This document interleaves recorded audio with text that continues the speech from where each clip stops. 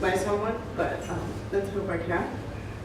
Okay, so I'm going to talk about data collection methods and biases in digital trace data, but before I do that, I wanted to also do a quick lightning talk because I didn't get the chance the other day. So if I had to summarize in one sentence what my research focuses on, I'm interested in the effects of big data algorithms, such as the ones used by Google, Amazon, Facebook, and all sorts of online platforms, how they affect users of these platforms and society in general.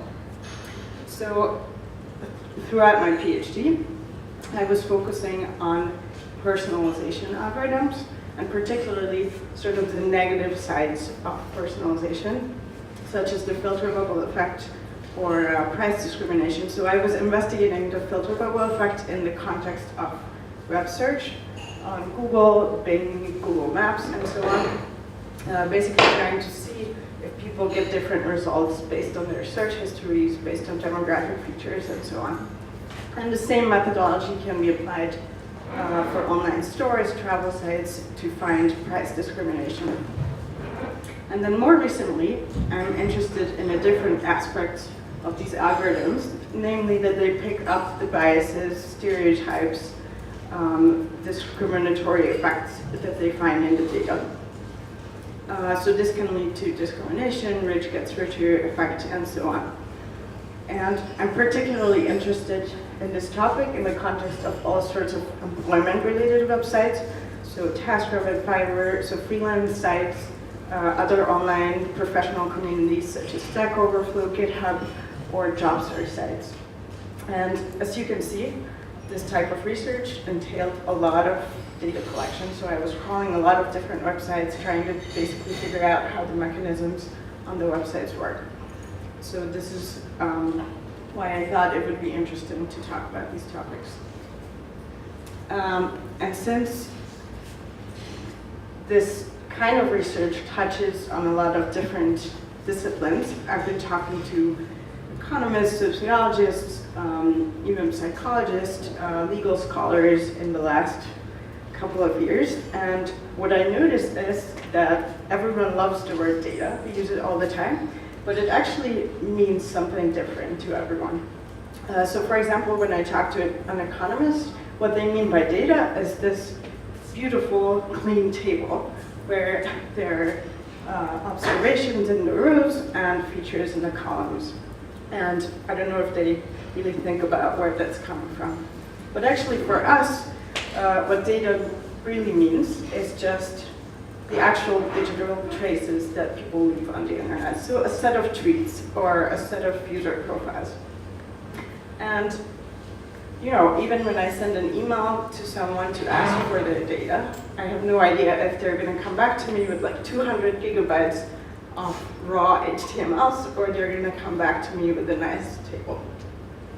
And I think we tend to look down a little bit on the process of data collection and data cleaning, even though, I don't know, that's what I spent 90% of my PhD time with, I can admit now. And so this is kind of controversial. The more and more online platforms there are out there, the more time we spend doing these activities. And so basically what I want to convince you about today is that having your own data is power, and you can actually learn a lot in the process of cleaning, deciding what features to look at, and this is really the only way you can make the right decisions about what are the meaningful questions in the context of the website that you're looking at.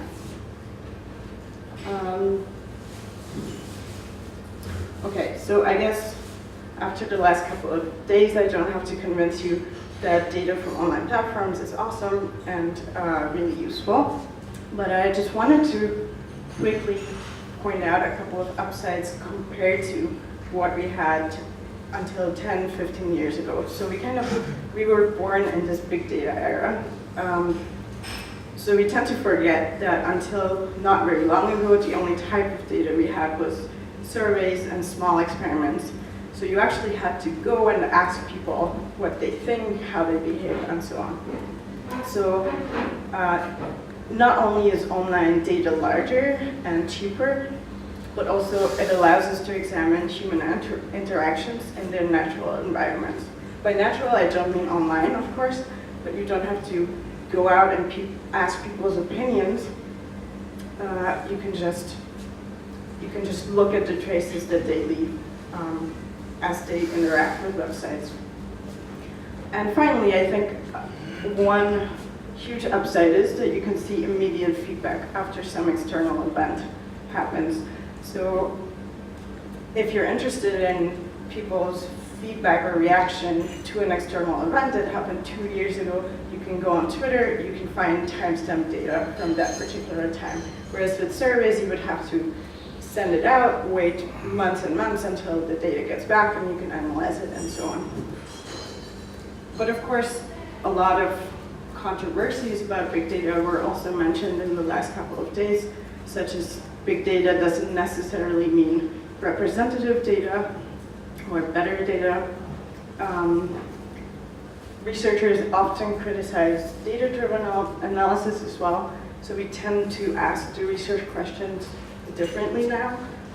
We kind of look at the data first, look at what features are available, and kind of reframe the questions around this. And then finally, there's the question of external validity. So no matter how sound your research and the statements that you make are in the context of one particular platform, the impact that your research is going to make has a lot to do with how much these statements generalize to other systems or the whole world or human behavior and so on. Okay, so in this lecture, I'm first going to talk about data collection, and specifically I will start with the ethical and legal things that you have to consider when you're collecting online data. Second, I will give a short overview of the tools to collect data from online platforms, essentially trying to make crawling less painful for you and maybe less scary for those of you who haven't done it yet. And finally, I will talk about representation and bias in the data collection process. Okay, so when I talk about ethical and legal considerations, there's really 3 players in this ecosystem. You have to think about not to hurt the users of the platform. You have to think about the platform providers themselves. And then finally, you have to kind of think about if you're maybe doing something illegal or against the terms of service in the process of collecting data. So the first question, if you are harming the users of the platform, is something that the IRB or Ethical Review Board, which every university should have or every research institute, at least that's how it works in the US. Do you guys not have it? In the UK. Okay, I think in theory, every research institute should have it.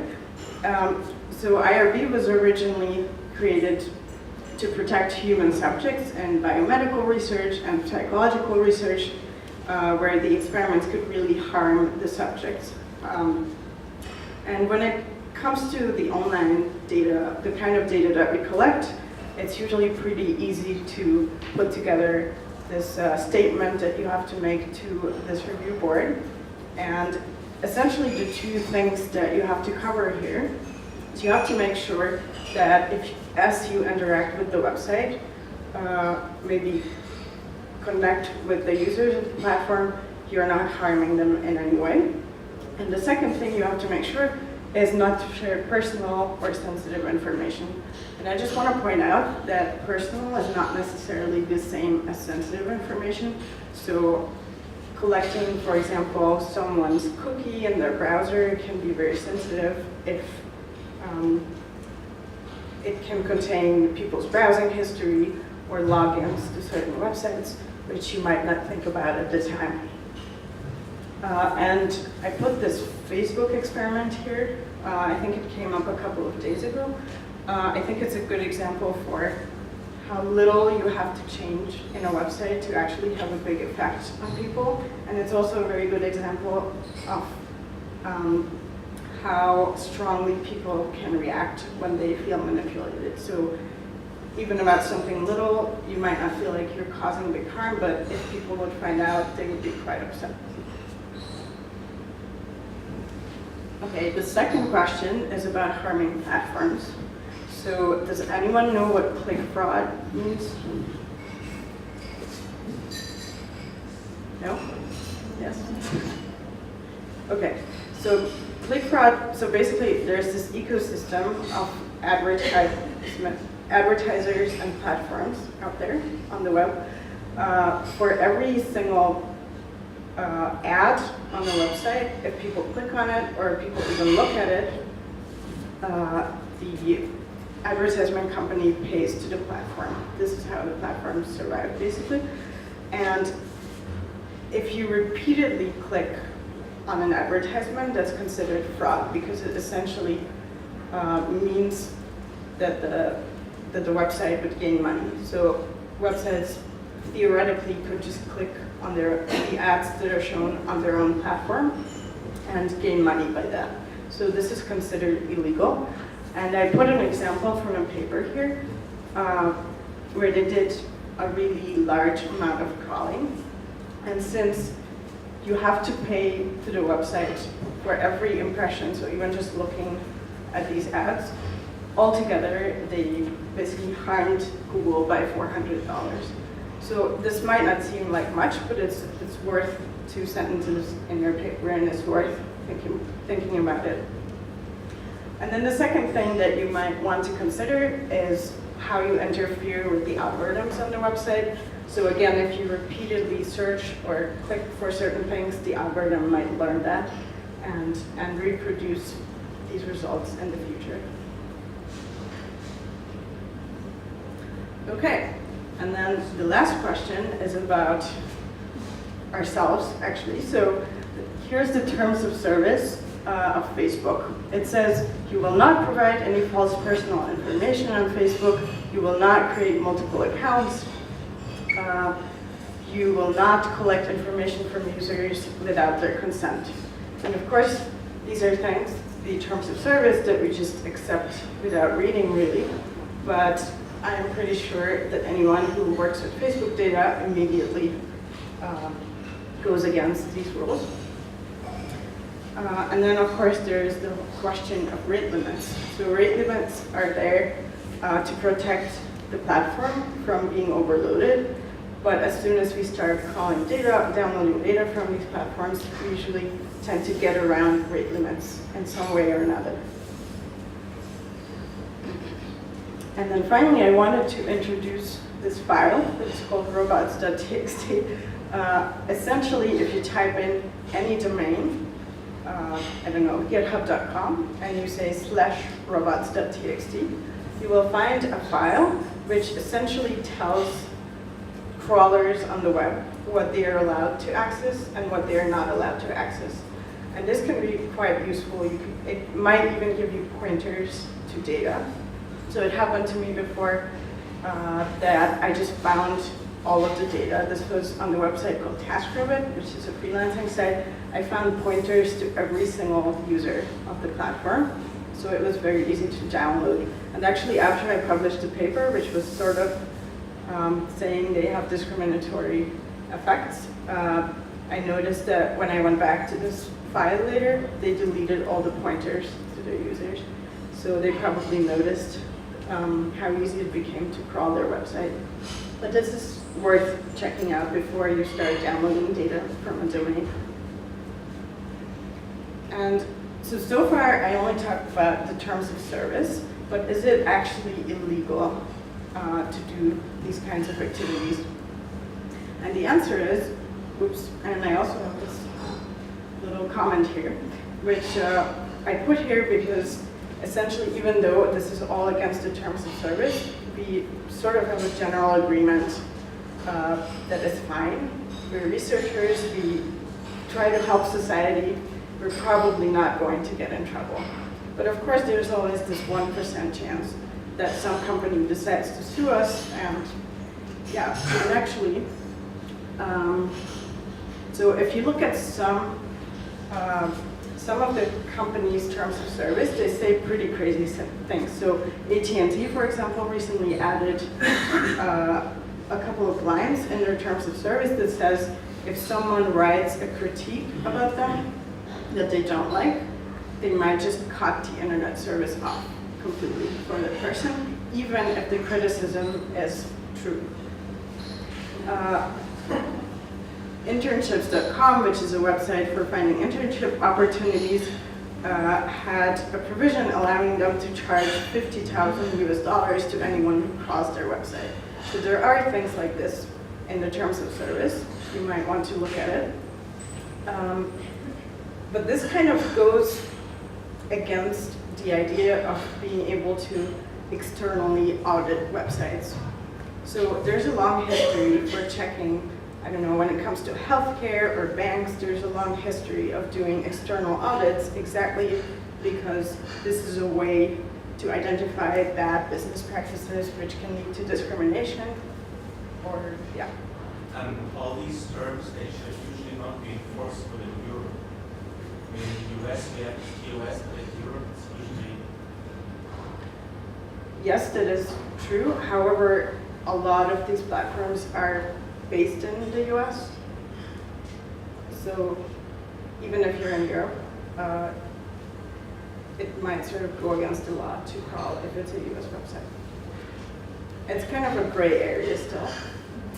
But I just wanted to point out that there's already a lawsuit going on which is trying to change this law. So we want to be able to crawl these websites because you want to be able to do these external audits and make sure that they work in a fair and non-discriminatory way.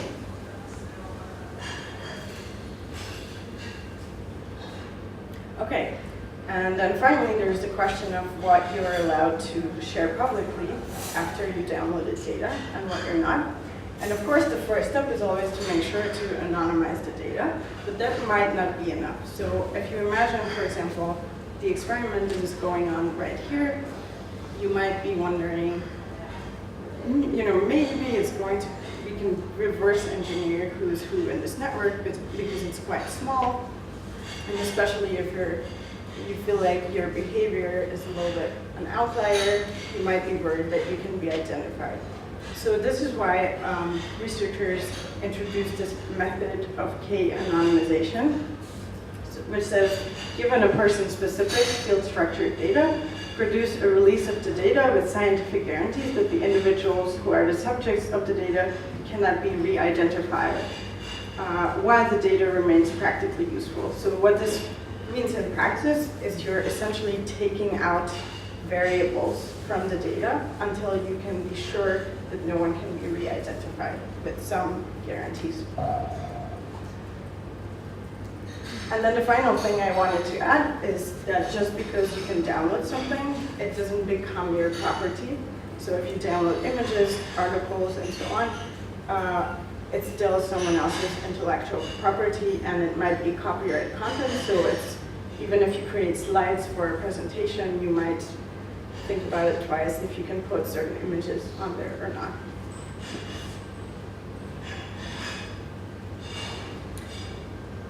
Okay, so before I go on to data collection tools, does anyone have any questions about this?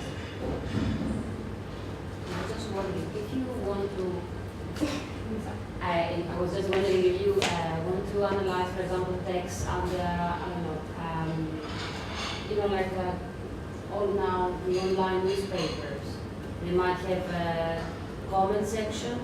So for these, for example, they're already anonymized. Can you use them, or do you need to take the consent of the newspaper? I'm sorry, I'm not sure. I was thinking, like, for example, if I want to make analysis of the comments of the readers of Guardian, do I need the permission of Guardian to use these comments? No, I think you need the permission of the people, at least theoretically, I guess. But practically, do we really? But practically, I mean, anything that's publicly available and that you're able to get, you can get.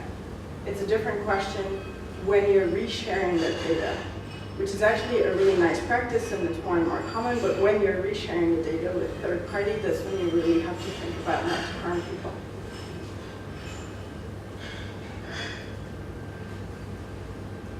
About this resharing, I guess as long as the domain publicly available should be fine, right? If your colleague asks you, hey, I want to check what you did in that paper, can you give me the data?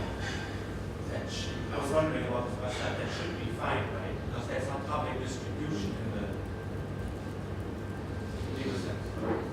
I think it also, so again, this is a gray area. So the reason I'm not giving definite answers is because people argue about this. So I brought this up in a conference that was specifically about these ethical issues, and the 40 computer scientists in the room and legal people couldn't agree on these things. But I think it also depends on the tools that help you to acquire it. So theoretically, if you manually download the pages one by one, then your method is legal for the data collection.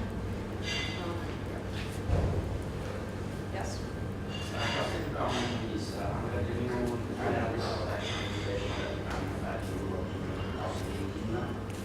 Even publicly available data could be personal if it contains personally identifiable information. So the fact that this information is not there and you have it doesn't mean that you're not processing personal data. You still need an IRB.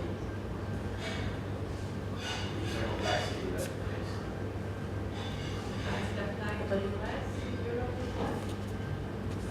is. That's for Europe, right? You said. Like European citizens. So even if your data are created by Google, Google then apply the European law. So the thing with IRB is also that even if your university or research institute doesn't specifically have this, the conference that you submit the paper to is actually supposed to check for that. So I've known cases where the conference itself or the reviewers rejected a paper because the way they collected the data was not compliant with their, I don't know, ethical standards. And I think this is how it should work. So it should be like a two-step process of checking. Would you recommend if you, let's say, draw some data and it's perfectly anonymized and everything is fine, would you still recommend to contact the owner of the website before you publish something or get in touch with them? So I can only speak about my own practices in this regard. I usually contact the sites after I already crawled the data because I'm afraid that they will block me somehow.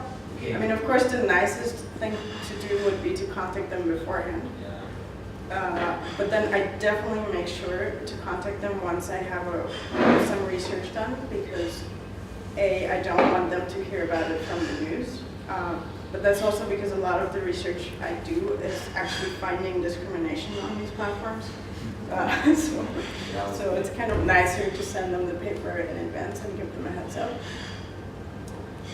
But for example, we did a study reverse engineering Uber's algorithm. And when we contacted them, what happened was on the day when the paper came out, they wrote a blog article that had the same exact title that our paper had. And they made it somehow with search engine optimization to be the first top, I don't know how many results. And people weren't able to find our paper anymore. So this is sort of a downside to contact them. I have a comment with regard to what you said, to look at human interactions in their natural environment online. I think with this phrase we are referring to, from a methodological point of view, an observation. Observation can be done online and offline world. Okay? But with regard to the platform, I think it's really, really important to consider what platform we are doing research on, because it has a huge impact on how people interact. And it touches the question if it's a private or a more public way of communication online. Okay, Facebook is different from Twitter. Twitter is microblogging. Everybody knows that this is different, okay? You're not sharing very personal, detailed information on your Twitter account. You just don't do this, okay? I think it has a huge impact which platform you're researching, with what you can expect, and how this influences then how people interact on this specific platform. Just to make sure it's not... Yes, I think that's why I was trying to emphasize, and going to do it later, that the external validity of these findings is very important, and also that, you know, just because we see people behave, we might think that this is a more true sample, but actually already people on these platforms are kind of self-selected. I completely agree. One question. Before you saw this roles.txt file, and the server they have, you define these rules according to which sites which you have to follow in your coding. So I can imagine that in a private online platform, like the owner of the platform is deciding that. But if the platform belongs to a public institution, who should have the right to do that? I'm asking that because, for instance, in Spain, there's the Gazette, the official Gazette where appear all the laws that are being approved and all the public communications of the government. And if you check the roles.txt, they disallow to crawl some specific ones that are specifically controversial for not being crawled by Google or whatever. Or for instance, the website of the Crown of Spain, for several years they disallowed to crawl the website of the brother-in-law of the king because he was accused of corruption. So they wanted, when you look for him, to go to people to relate in Google that guy with the domain of the monarchy of Spain. So in the terms of a website of a public institution, how should be the governance of setting those rules? From your, it's a personal opinion. Your personal opinion? My personal Yeah, opinion my personal opinion. is that the robots.txt is more like a pointer to how you should behave. Yeah. It's originally set up to essentially automatically tell spiders on the web where they can reach things and kind of disallow for them to crawl certain things. So it's definitely not like the terms of service, or it's not made for researchers who try to crawl the data. Yeah, I think it's a tool of governance for deciding the transparency of the public institution. So who do you think should be the one who will set those rules? Maybe we should take the subset of the rules to be safe. Yeah, I'm not sure. Any more questions? Okay. So next I will talk about specific tools that can be used for downloading websites, essentially. So I'm going to mention 4 specific tools and kind of point out the upsides and downsides of these tools.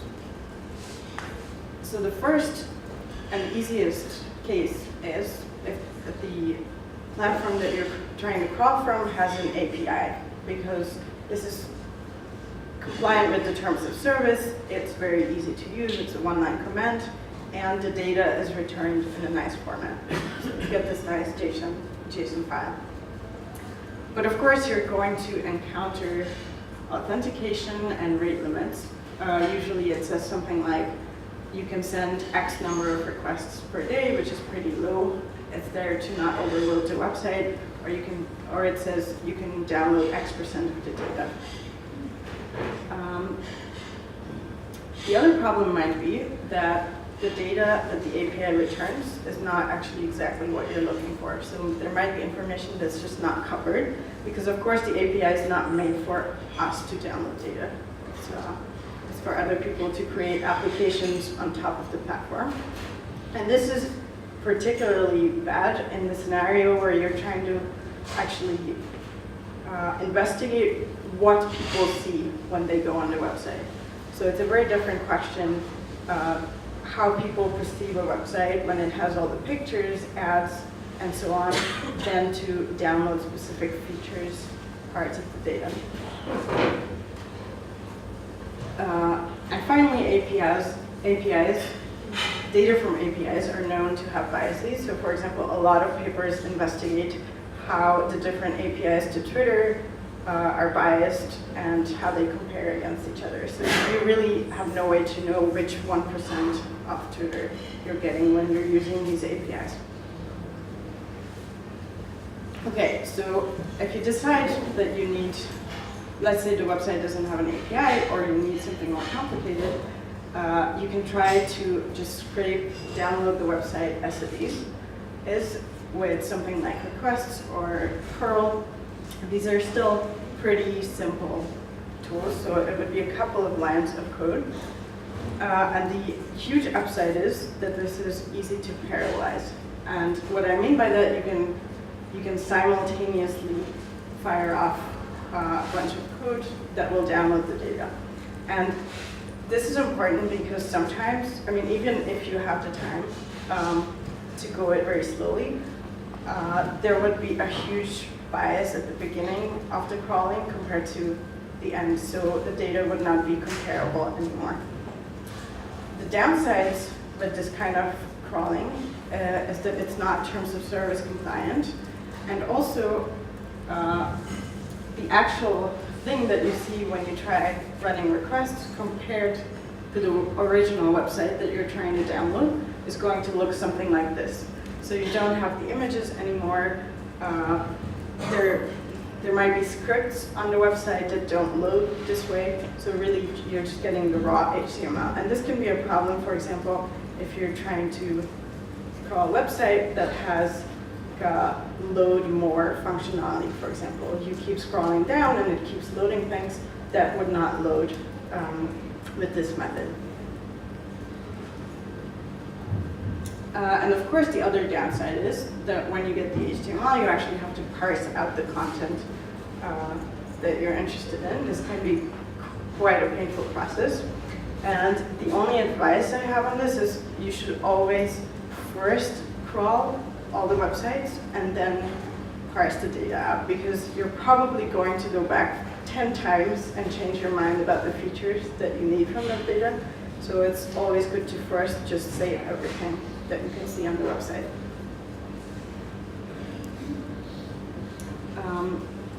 So in the case when, let's say, you're interested in exactly what the users are seeing in the interface. So for example, when I was doing research on how Google personalizes content, I wanted to see exactly what the users see in their websites. For this, you can use something called automated browsing. And I actually have an example for this, if I have internet.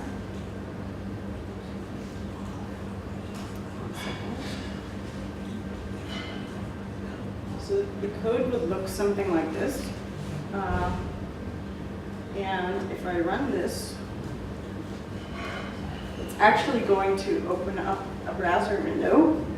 And you can design kind of a flow of events. So it goes into the login page. It's actually going to input my username and email, kind of slowed it down. It's not this slow in real life. So it automatically signs into the platform, and then once I'm signed in, I can do a search, let's say, and I can even keep scrolling down on the website until I reach the end of the results, and then I can save the HTML. So this goes down until it reaches the end of the page, and this way I can make sure that all the content that I need is actually loaded in the browser.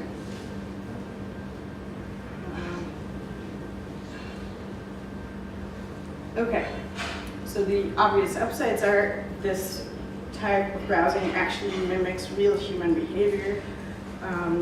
It loads all the different things in the browser, and you can design these flows of events, which is very useful. But the problem is, it's very difficult to scale.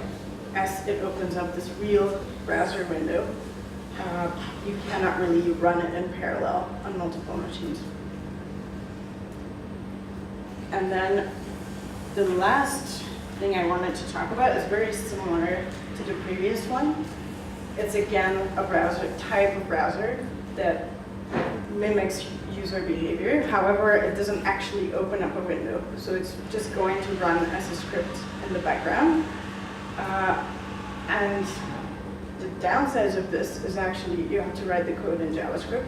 So this is just my personal subjective negative opinion, but it actually takes something like 500 lines of code to scrape a Google page.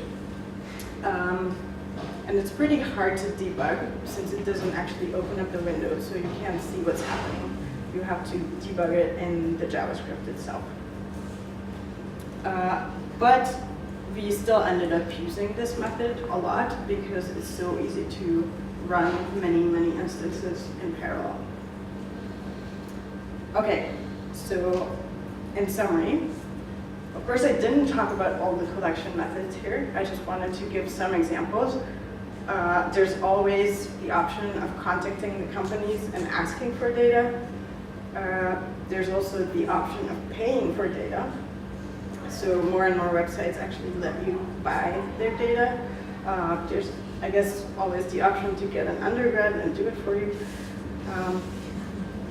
Yeah. But essentially, there is no recipe for this, so you kind of have to come up with your own hacks and tricks and so on. But there is really a lot to be said about doing it yourself. You really learn how the mechanisms on the websites work. And you might just discover new things for your research as well. Okay, so far I've been talking about how to download the data from a given website, but the question is, how do you actually get to this list of URLs that you would like to load and save the results from? And you can always go with a list of keywords. For example, in the case of Twitter or Wikipedia or Google search, you can figure out which websites you want to look at and kind of create a URL that would represent those searches. Or in the case when you want to download just all users or all pictures or all the data from a website, two tricks that you can try is you either first search for all the users and then get the URLs pointing to the users that show up in the search result list and then just go through those. Or you can even try, sometimes the websites give sequential IDs to people, so you essentially just have to loop through a bunch of numbers. So this can work as well.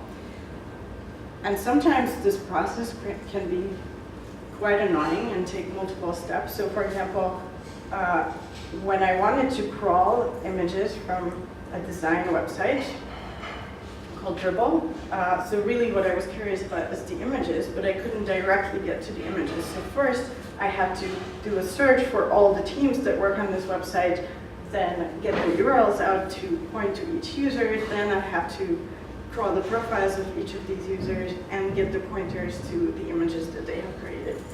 So sometimes it can be kind of a long process. And then finally, I just wanted to show a couple of practical tricks that you can use. For example, about overcoming rate limits that the websites pose. So essentially, the way the websites determine who you are is through your IP address. So what you're trying to do is either create multiple IPs or somehow hide your IP or change the IP when the rate limit is exceeded.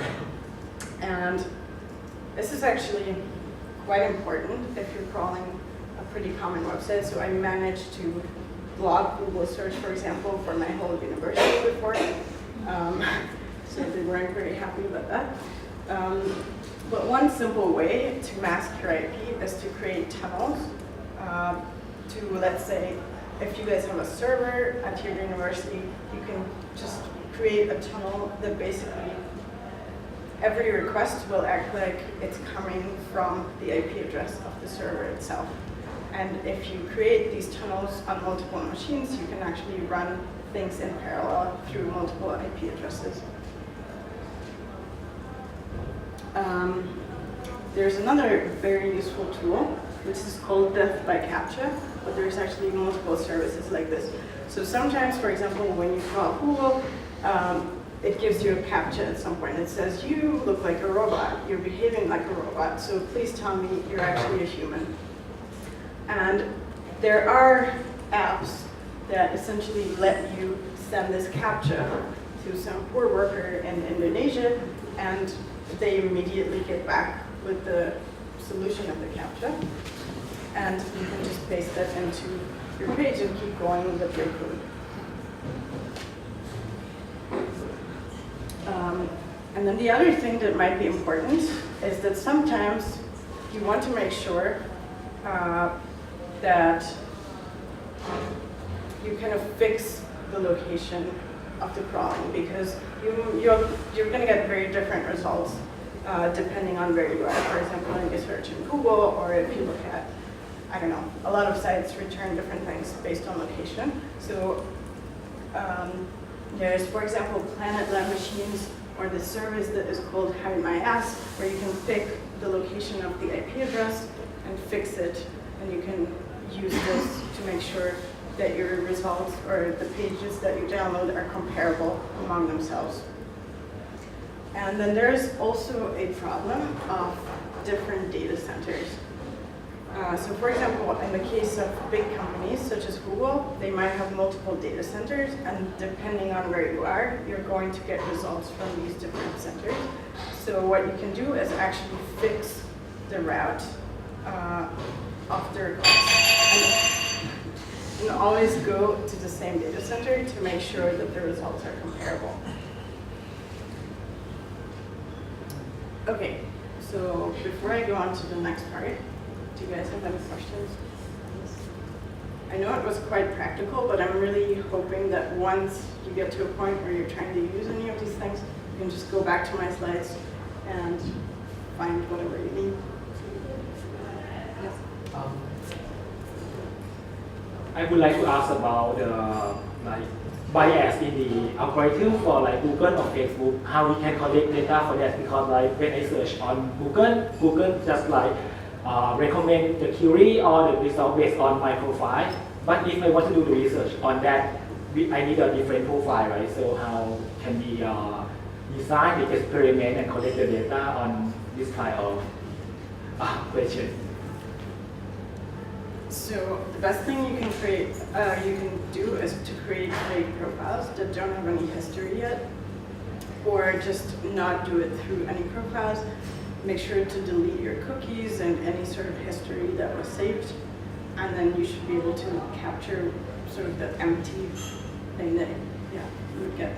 But Google is really problematic, because really depending on your location and any settings of your computer, you're going to get different results. I was wondering, if you crawl a static website, which you don't really access, you just go there, get it, it's all good. But let's say you want to get data from Facebook, then the only way to really access it is by having an account on your own, which really limits who you see, right? So how do you solve that issue? You decide you want to have a certain set of data from it, but you're very limited by what Facebook actually exposes to you. There's also public stuff, right? I mean, there's also public stuff on Facebook. So if you're interested in politicians or organizations on Facebook, media organizations and so on, they are all public. So I mean, it depends on what you're interested in. But I think this is a problem a lot of people are trying to solve for years now, right? Crawling Facebook is really complicated, especially because of these privacy settings. Yeah. So I mean, I don't think this requires a technical solution. I guess without them without them granting you access, you can't really do anything with many of these things.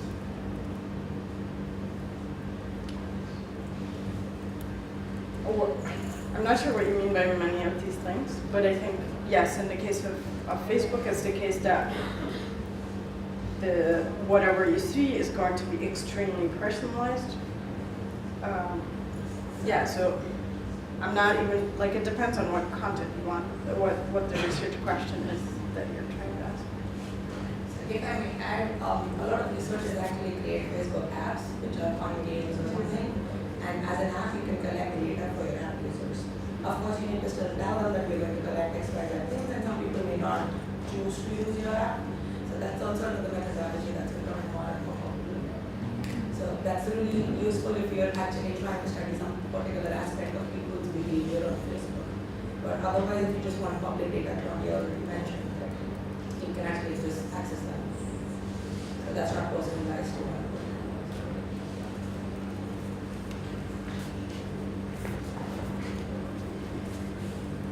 Okay, so the last topic I'm going to talk about is bias and representativeness of digital trace data. So when you try to answer a research question, there are multiple things to ask yourself. So the first one has to do with internal validity. So essentially, how certain can you be that the features that you're looking at actually explain the phenomenon that you're trying to explain? But then, of course, there is the question of, okay, how well would this apply to other platforms? Or how certain can we be that things across platforms are comparable, or the question of external validity. So how representative is what you're seeing to a bigger population, or how much does it say about human behavior in general? And that's when the questions of who the users are of the platform that you're looking at come up, or who even uses social media, or who uses the internet in general. And you might think that the online data is kind of better than the offline. We talked about this earlier. But still, so it's easy to forget that what you're seeing on these platforms is just a subsample of the population, and in fact, it might be systematically biased. That's very important to keep in mind. So here's a couple of statistics that immediately point out the problem of making general statements about the population from online platforms. So in fact, only half of the people even have internet, and only about a third of people use social media. But then the real problem is that, of course, the people on social media are systematically different from the rest of the population. They tend to be richer, they tend to be younger, they tend to be whiter than the average. So here's a different plot that's basically showing how different demographics use the internet differently. Of course, younger people use it more for social media purposes. Older people tend to use it more for emailing and searching, and so on. And this leads to all sorts of problems when we try to draw conclusions for the whole population. So one exciting topic when we talk about online data is this recent trend of predicting things from Twitter. So there's a huge hype about predicting, movie success, predicting the stock market, predicting elections, and so on. So maybe the most exciting one is there's a long line of papers trying to predict the German elections. And there was this paper in 2010 that basically claimed that the mere number of messages that mention a certain party reflects the election results. And indeed, when you look at the correlations between the number of messages that mention certain parties and the election results, there is a beautiful correlation. But this was, of course, done going back in time. And then this triggered another line of papers which basically criticized this paper. And Juncker et al. In 2012 actually replicated the experiment for the upcoming elections. And what they found was that the smallest party should have won the elections, which of course didn't happen. But even the rest of the numbers were quite off.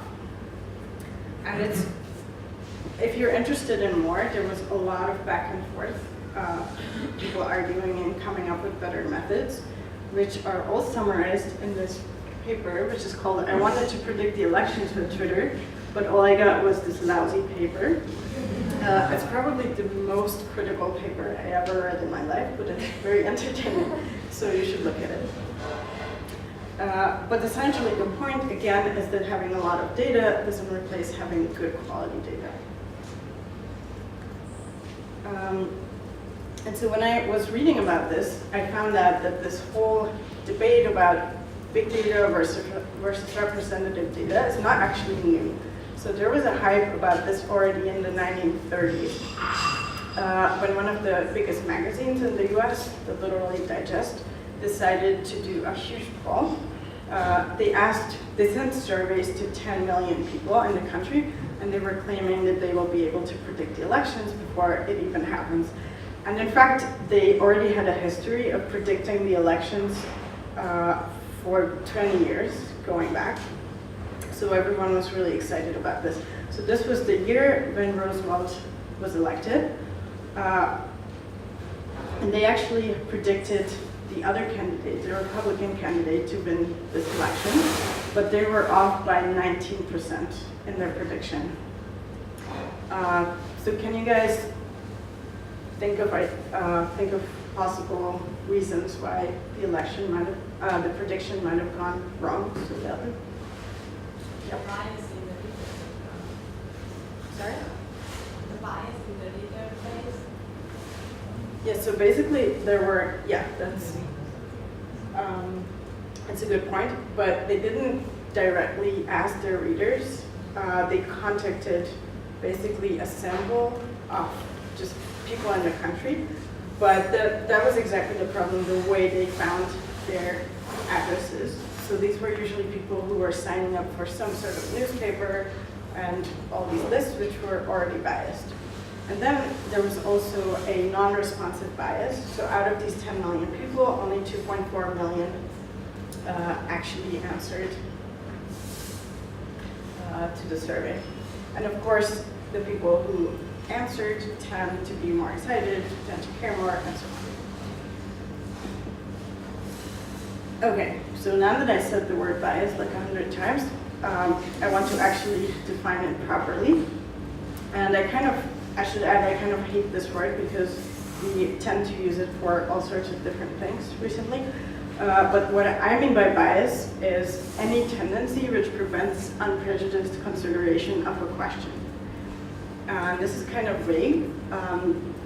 In this talk, I'm going to overview examples of biases related to the sampling, the feature selection, and data cleaning process. So essentially, how you get from human traces to this nice table that I showed at the beginning. So I'm not going to talk about biases related to testing or analysis, which come in the later process.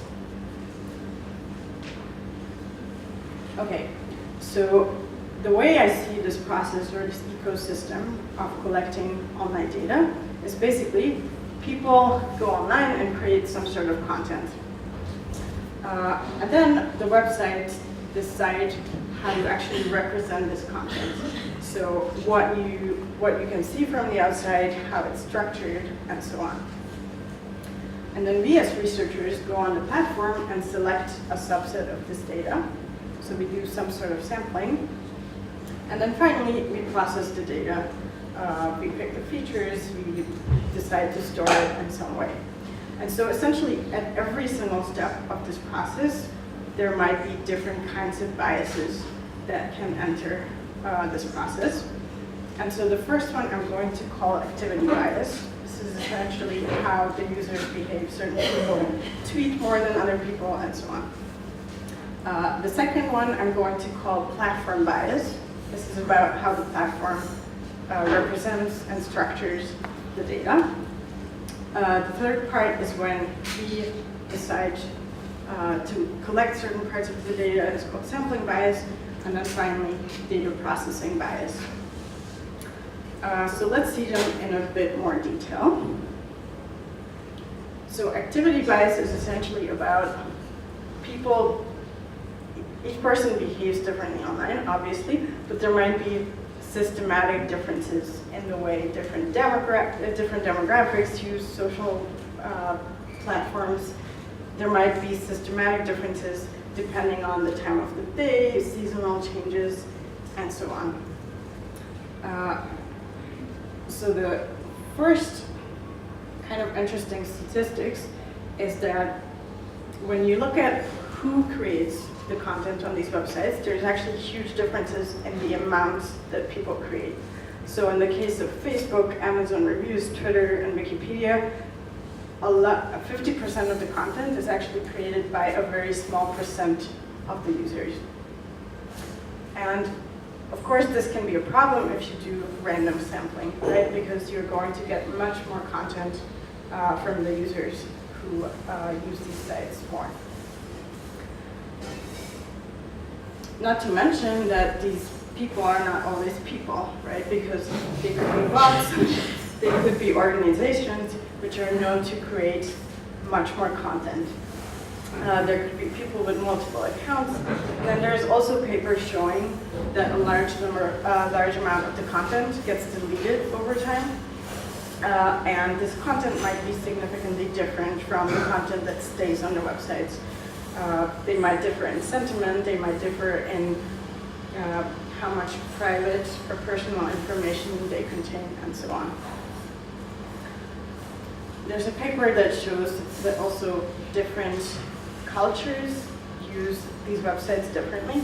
So if, for example, you were to sample based on hashtags or URLs, you might catch more Germans, according to this paper. If you try to find retweets, then you might find more Koreans.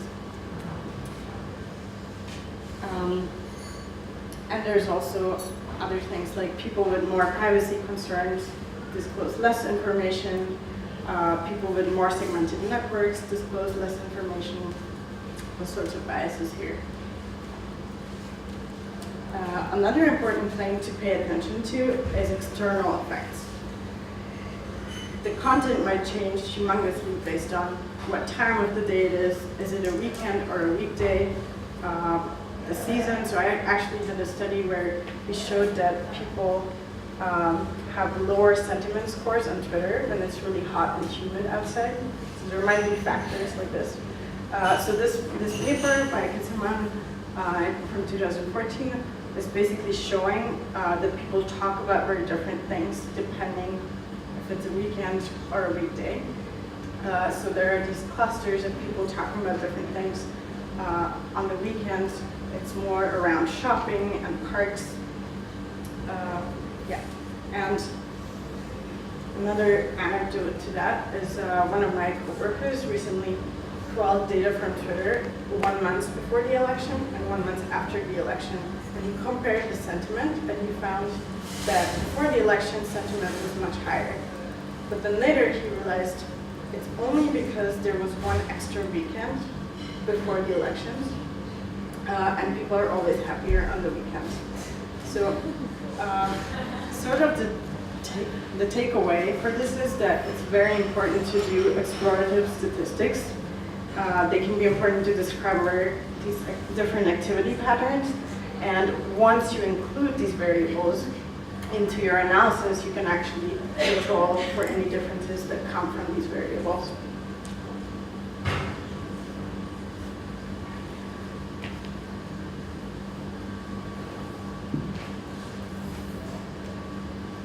Okay, so the second type of bias I wanted to talk about is platform bias. This is probably my favorite example. So I don't know if you noticed, but all the emojis look completely differently depending on the platform that you're using. So sending emojis across different platforms can lead to complete miscommunication. So the emotional response that these emojis trigger are completely different. For example, Apple's smiley even goes into a completely negative emotion. And this can lead to funny conversations like this. Can you guys read it? No? Okay, basically someone is saying they just went on a date and put a big smiley, but the other person, since they have a nexus, they see it as kind of like a frowny face, and they are worried about what might have gone wrong on the date. It's funnier if you read it, but okay. The other thing to consider with platforms is that introducing new features or changing the existing feature really impacts the usage patterns on the platform. So for example, when Facebook decreased the size of the reply window to messages, users started sending shorter and faster messages. And this can lead to kind of over-representation of signals. So if a platform recommends things to you, for example, like autocomplete, or if Google wanted to measure, no, actually, if anyone wanted to measure traffic patterns, they would have to take into account that Google recommends certain routes to people. And this is kind of over-signaling, and you might have to kind of normalize for that. And I think this example already came up on the first day, but it's a beautiful example for exactly this kind of oversampling. So I really like this quote from the science paper. It says that Google through trend bakes in an assumption that relative search volume for certain terms is statistically related to external events, but search behavior is not just exogenously determined, it is also endogenously cultivated by the service provider. So you always have to keep in mind these overrepresented signals. How much time do I have? 10 more minutes up to. I mean, at 11 there is coffee, so I would say 10 more minutes would be good. Okay. I mean, there are lots of questions in between already. Okay, then maybe I'll just go on to sampling bias. So sampling bias can occur due either to the sampling tool itself, like an API, keyword search, and so on, or the self-selection of people, or the kind of sampling method that you're using. So for example, if you use something like snowball sampling, which is basically you ask each person to ask their friends as well, you might be circling around in one of the clusters of the network, if they're disjoint clusters. You might reach completely different people if you do a survey versus phone calls versus looking at social media, so you always have to keep in mind what effect your actual sampling method has on the data.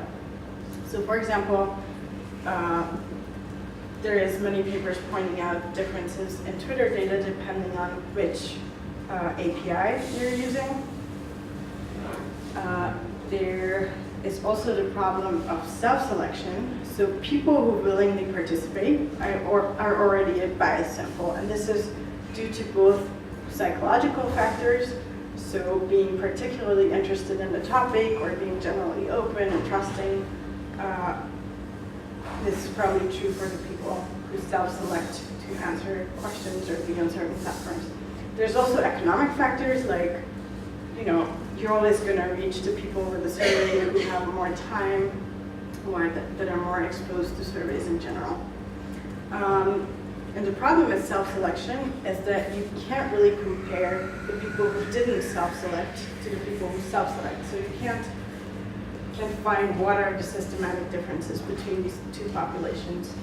And there's very few papers who still manage to do that. One example was done on a World of Warcraft community, and basically they find that the users who are more likely to fill out the online surveys are the more proficient and more involved gamers on the platform. I'm gonna skip this one too. So the takeaway is really think about who your participants are compared to the population that you make the statements about. Try to compare demographic features and other characteristics of these two populations, and try to avoid sampling techniques that require special attitude towards social media. Okay, and then finally, there can be bias in the representation of certain features. So when there is predefined features that people have to fill out, for example, in their profile information, there is a maximum value or there is a default value. A lot of the time, the default location, for example, when you fill out something as the US, that might lead to a bunch of overrepresentation of these values. And a good example for this are geographic bounding boxes. So on this image, you see in the middle the exact point where most photos are taken in Singapore. And so someone decided so these are the photos on Google Maps. Someone decided to actually check what is in that exact point, and what he found was there's nothing. So there's just a road, nothing interesting. And then he looked at Google Maps, he zoomed out a little bit, and what he found was this is just the exact middle of Singapore. And of course what's happening is, what Google understands is an exact longitude and latitude, but the way often location is represented on different platforms is just by saying Singapore. So it would default to this central point of the geographic bounding box.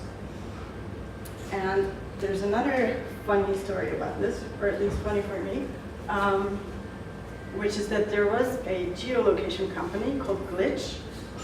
Essentially, it's matching IP addresses or locations, locations with IP addresses. And it would default to the middle of US for any IP address that it couldn't find. And there was this poor family living in the middle of Kansas who was basically harassed for like 8 years before they found out why this is happening to them. And then they decided to sue the company. Okay, and then finally we can have bias when we filter the data, so we tend to remove missing values, we tend to remove weird characters, but of course all this cleaning can lead to, again, systematic differences. And I think this is the end. So basically the takeaway is big data is great, but handle it with caution. And so hopefully while I was talking about all of these biases, you kept thinking about where they might occur or might have occurred already in your research. And of course I didn't give any concrete recipes, but I think just keeping these things in mind as you design research might help a lot. And also, when you give feedback to other people, when you write reviews, these are kind of the most useful things when you manage to think a little bit outside of the box and think about, okay, what does this finding actually say about the whole world or the whole population? Yeah.